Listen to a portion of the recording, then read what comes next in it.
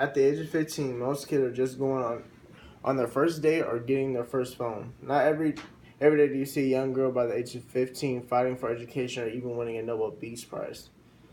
Malala Yousafzai was born on July 12, 1997 in Mogora, Pakistan. Being a child advocate for education, which because her father was a teacher who wanted his daughter to learn and be educated, was basically the way to make that possible. Malala began to talk about her problems on how the Taliban was doing everything wrong. This was when she started a blog at the age of 14.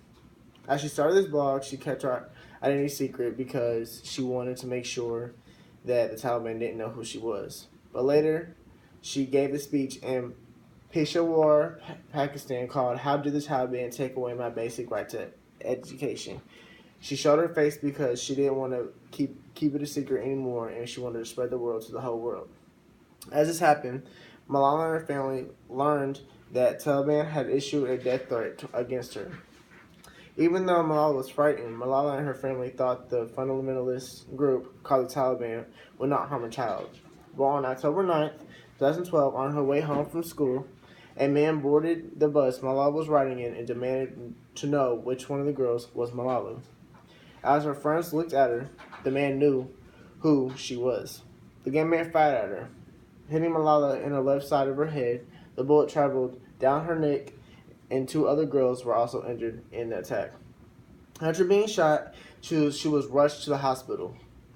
After getting her skull removed due to her brain being swollen, she later was sent to the United Kingdom. Later on, she was taken out of the medical-induced coma. After coming out of the coma, she wrote a book called I'm Malala. After the fact that she released this book, not attacking the Taliban, she was still a target of the Taliban still to this day.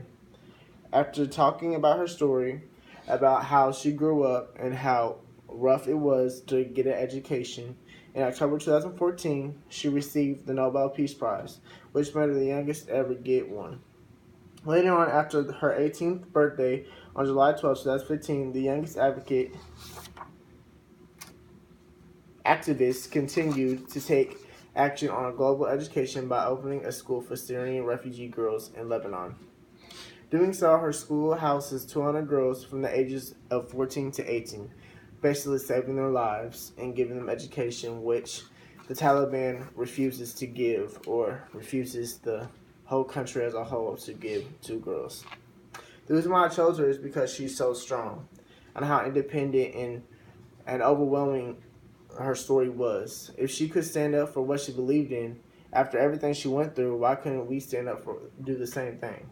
I believe that she could be an example for civil disobedience and should be respected for what she is doing at such a young age. That is why I chose her